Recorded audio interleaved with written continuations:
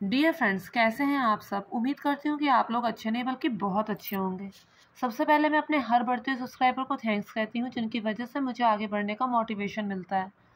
Friends, मुझे पूरी उम्मीद है कि आप सभी लोगों का दीपावली का त्यौहार बहुत ही अच्छे से बीता होगा, बहुत ही सुरक्षित ढंग से बीता होगा और उससे भी बढ़कर बहुत ही शांतिपूर्वक तरीके से बीता होगा।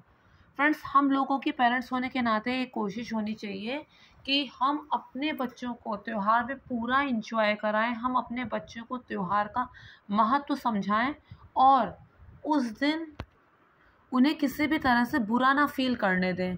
ये नहीं कि बस हम मौका ढूँढ रहे हैं, बच्चे ने कुछ किया भी नहीं और धर दिया एक गाल पर, तो ये चीज़ नहीं होनी चाहिए।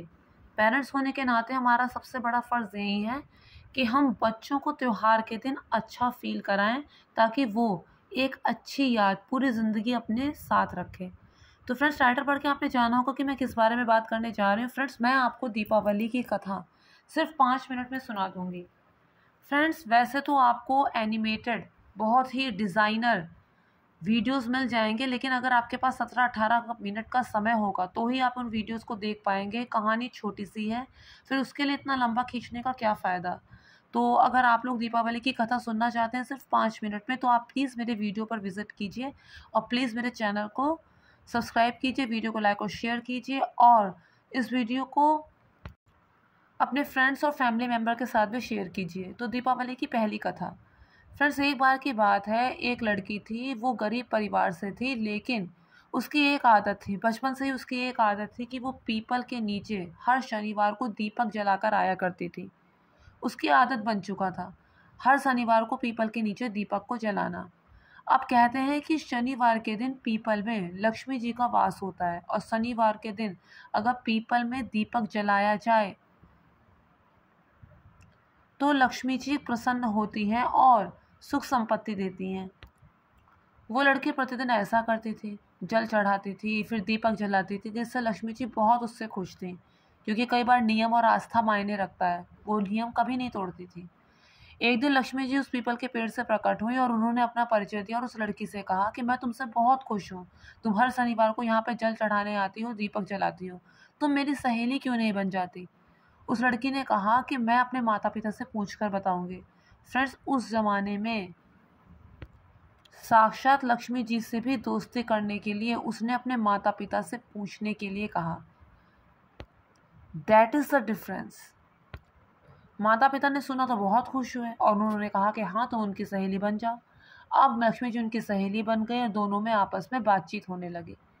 इस तरह से एक समय बीत गया। एक दिन लक्ष्मी जी ने कहा कि तुम मेरे यहाँ जीमने आओ, मैं तुम्हें भोजन कराऊंगी। उसने फिर अपने माता पिता से पूछा, माता पिता ने जाने की आज्ञा दे दी। लक्ष्मी जी ने उसे सोने की चौकी में बिठाया, उसे खूब आवभगत उसकी की और सोने के बर्तनों में उसे खाना खिलाया और फिर उन्होंने कहा कि मैं भी तुम्हारे घर किसी दिन आऊँगी।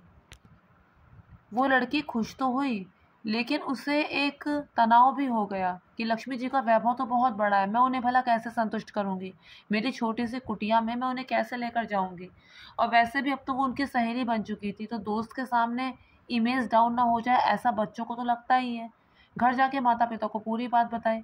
माता पिता ने कहा कि घर को अच्छी तरह से लीप पोत कर साफ सुथरा करके जो भी रूखा सूखा बन पड़े उन्हें पूरी श्रद्धा से खिलाना, वो नाराज़ नहीं होंगे। इतना कह ही रहे थे कि तभी एक चील वहाँ पे राजकुमारी का 9 लखा हार, एक रानी का 9 लखा हार वहाँ पे छोड़ के चली गई।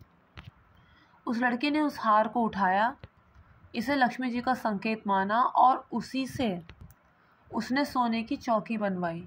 सोने की 2 चौकी बनवाई, क्योंकि लक्ष्मी जी के साथ गणेश जी को भी आना था और जो भी उसमें सामर्थ्य था उस अनुसार उसने पूरी श्रद्धा के साथ लक्ष्मी जी और गणेश जी उन दोनों को भोजन कराया।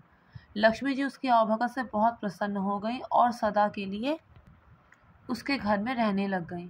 तब से उसका घर धन संपदा से भर गया। हे लक्ष्मी जी, जैसे आपने उस बच्ची पर अपनी कृपा दिखाई, वैसे ही अपनी पूजा करने वाले हर किसी पर अपनी कृपा दिखाना। ये थी प्रथम कथा। लक्ष्मी जी की दूसरी कथा, दीपावली की दूसरी कथा, ये कथा है गणेश जी की। एक बार की बात है, एक अंधी बुढ़िया थी। उसका एक नियम था, हर रोज़ वो गणेश जी का पूजन करती थी। पूरी उम्र उसकी बीत गई गणेश जी का पूजन करते करते। फ्रेंड्स, अक्सर ऐसा होता है कि लोग एक भगवान की पूजा करते हैं, फिर उनसे बोर हो जाते हैं, स्किप करके दूसरे भगवान, फिर तीसरे भगवान। क्यों? हमें अपनी प्रार्थना जल्दी से पूरी करवानी है, उसके लिए कुछ भी करेंगे। लेकिन ऐसा नहीं होता है। बात कमिटमेंट की भी होती है और बात धीरज की भी होती है। थोड़ा धीरज तो धरो। तो वो भगवान गणेश की परम भक्त थी, उनकी खूब श्रद्धा विश्वास से पूजा किया करती थी। एक दिन गणेश जी प्रकट हो गए और उन्होंने कहा कि बुढ़िया माई, मैं तुमसे बहुत प्रसन्न हूँ, तुम नित्य मेरी पूजा करती हो, बताओ तुम्हें क्या चाहिए, मैं तुम्हें वरदान देना चाहता हूँ। उसने कहा कि मैंने तो कभी वरदान के बारे में सोचा ही नहीं। तो उसने कहा कि अच्छा ठीक है। गणेश जी ने कहा कि अपने बेटा बहू से पूछ कर बताना। अब वो अपने बेटा बहू से पूछती है। बेटा बहू कहते हैं, बहू कहती है कि तुम पोता मांग लो। बेटा कहता है कि धन संपत्ति मांग लो। पड़ोसी कहते हैं कि तुम्हारी जिंदगी कितने दिन की है, तुम अपनी आंखों को मान लो, अपनी आंखों को मांग लो, ताकि कम से कम तुम मरने से पहले इस खूबसूरत दुनिया को देख तो सको। अब बुढ़िया विचार करती है, सोचती है कि उसे क्या मांगना चाहिए।